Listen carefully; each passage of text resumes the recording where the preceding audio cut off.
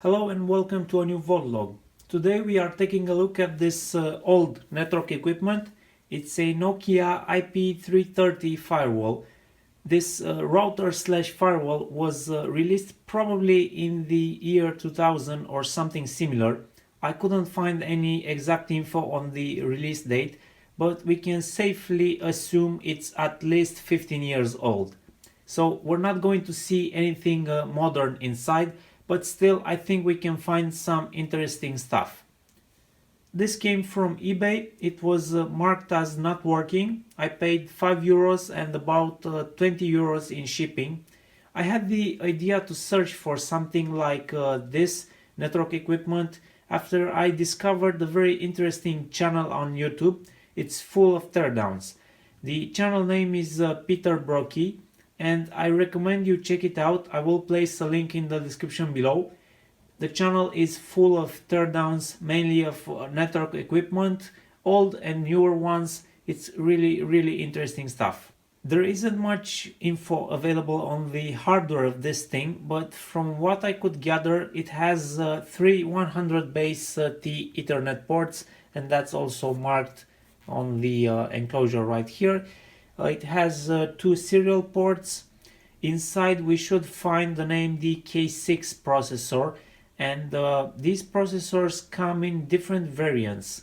If we find a shroud across the cooling fan and heatsink, this might be the higher clocked model, a whopping 550 MHz model. This thing is supported by pfSense, but the hardware is so old, inefficient and noisy that you wouldn't want to keep this in your house. I'm just planning on doing the teardown and salvaging a couple of parts. I did try to turn it on. It just makes a lot of noise from those 40mm fans that it has, and seems to reboot from time to time because I can hear the post beep. I couldn't get anything on these two serial ports. Maybe I need a different arrangement on the cable, and I couldn't be bothered with trying different arrangements for the cable. So to open this up, it looks like we have a bunch of screws all around the enclosure, so I will get started on removing those.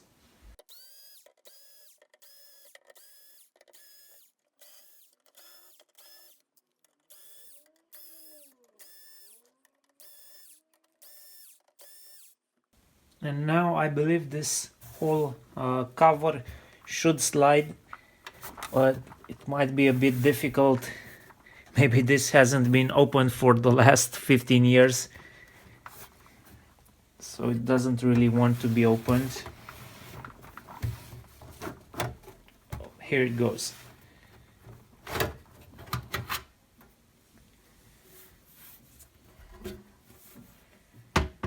So we have a little bit of dirt from the fans, but not that much considering this thing has probably been running for the past 15 years or so. So I changed the camera angle. I can't quite get the whole unit in view, but starting from this side we can see the 4 cooling fan, and one of them is used for cooling the CPU, which should be under this heatsink. And as I mentioned, we did find a shroud around the heatsink, so this might be the higher clocked 550 MHz version. On the right side we have an open frame power supply unit, and on this side we have the hard drive, and in here I believe there was an optional card that you could install. I'm not that much into network equipment, so, and this being so old, I couldn't tell you any more info on the card that went in here. We do have a date code marked on the PCB itself. It says 1999, but I believe that might be just the design date of this layout, because on these what looked like CPLDs, I can see a very small date code, and also on this memory right here, and it says 4102. So it might be 41st week of 2002. So yeah, this thing might be manufactured in 2002, which makes it exactly 15 years old. I must say it's very clean inside, very little dirt on the PCB itself. So this thing must have been running in a rather clean environment. Let's remove these RAM sticks and take a closer look. Yeah, they say Samsung PC100. Is that 222 megahertz? Yeah, it might be. I'm not sure about the capacity of this stick. It might be 128 megabytes, and with two of these you would get 256 megabytes, but I'm not sure about that.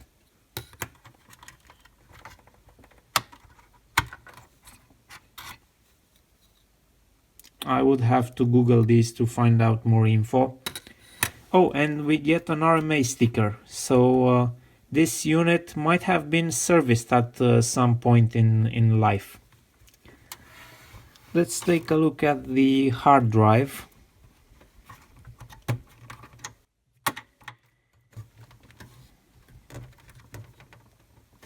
You know what, I might have to spin this around just to see the text better.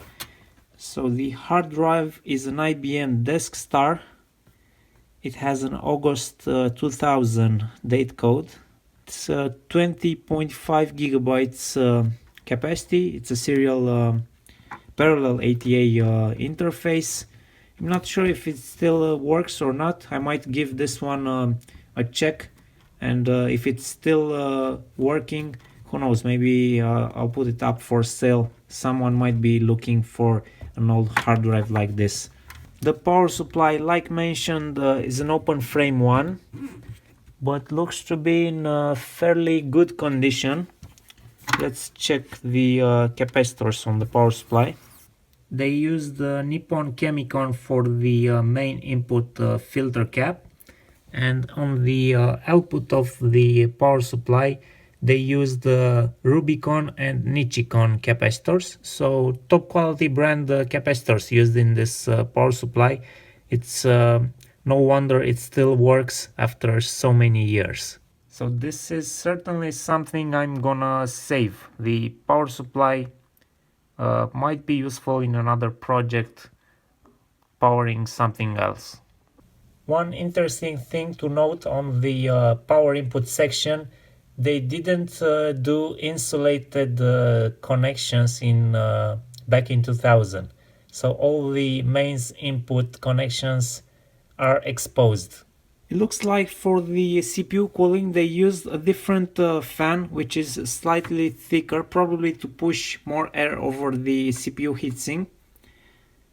Let's see, this is a Sanyo Denki cooling fan, and it's still going after all of these years. Of course, very noisy, as it's usual with these kind of fans. This one, I believe it's a Delta fan, yeah, Delta Electronics. And they have 3 of these cooling the entire motherboard. And this is something you won't see in any modern equipment. We have voltage regulators, through-hole voltage regulators placed on heat sinks. We have what looks like this could be a shunt resistor. Yep, I believe this is a shunt resistor. It's from Dale. It's series RS10. So it could very well be a shunt resistor. Let's take the heatsink off and see what processor we really have in there.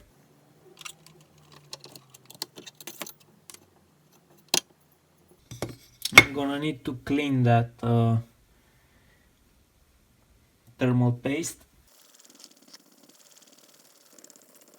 So this is indeed an AMD K6 Model 2 processor made in 1998, and it could very well be that 550 megahertz model, and we can see they have even laser engraved that Windows logo on the processor.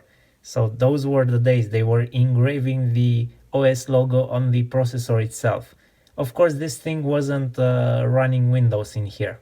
So the layout of this board is very interesting. On this side we have all the hot stuff, all the power regulation and the processor, which will get very hot, are placed right in front of the cooling fan for best cooling. And then moving towards this other side, we start seeing these might be like platform controllers, and these are the individual 100 base T Ethernet controller for the 3 ports. They are Intel. We can see the magnetics for isolating the Ethernet jacks. Back then they probably didn't have, or they were more expensive, those mag jacks with integrated magnetics, so they were using discrete surface mount magnetics. This thing also seems to have a phone line input, which is not accessible from the front. I don't think it's one of those console connectors like you get on Cisco network equipment, because we already have two console connections through these DB9 connectors, so it wouldn't make sense to have another one. This is probably for some modem input, and we can see a module is missing from here. A module or a very big IC is missing from here, and this might have been the connection, an option that if you didn't purchase, they don't have that slot in the front panel. I mean, the slot is there, but just in the sticker it's not going through. You can see a lot of protection going on here. These two rectangular shapes are poly fuses. We have a varistor and a couple of high voltage capacitors just for protecting the phone line input. You can see a chip is missing from this PLCC socket. Not sure if that's intended or if someone was inside this unit and removed that chip, but it's definitely missing. Another interesting thing to notice on this board is the Hatchstyle Copperfield that they filled across the entire board. 15-20 years ago, the PCB manufacturing process I think was not that perfect as it is today, so the PCB designers and the PCB fab houses requested that you fill the empty spots on the PCB with this Hatchstyle Copperfield, just to even out the copper distribution on the PCB, and that would help I think in the etching process. But these days PCB fab houses have the process under control. It's a more advanced process, and you are not required anymore to have the copper filled with this Hatchstyle. You can pretty much have your traces and the rest of the board be etched away, and still it will go through the manufacturing process without any issues. But back in the day, they used to do this just to get a good yield from the PCB manufacturing process. I don't think there is much else I can talk about on this board. The things I will save from this system are the heat sinks, possibly the voltage regulators as well, because those are most certainly working. This I might also save this shunt resistor. The processor, I would definitely save the processor. It's kind of a vintage item. It's a 15-year-old, maybe even older processor design. I will save the power supply and the hard drive if it turns out to be in good working shape. I'm not sure if anyone is searching for these kind of RAM sticks, so I'll probably toss these in the bin. The enclosure is rather nice folded metal, but I just don't have any use for it, and there is plenty of network equipment like this that comes in similar enclosures, and you can buy those if you have any project in mind that would fit in this kind of 1U rack units. But my lab is pretty small. I wouldn't want to build or have any equipment which is this large and this heavy in my small lab here. It will just take up too much space and it would be too difficult to handle. I don't think there will be any components on the bottom side of this PCB, just because there is a lot of unused space on top, so I don't think they did a double-sided load. I don't think there's anything interesting to see below. If you enjoy watching teardowns, please let me know in the comment section below, or maybe even hit the like button, because that always helps. And as usual, thank you for watching, and I will see you next time.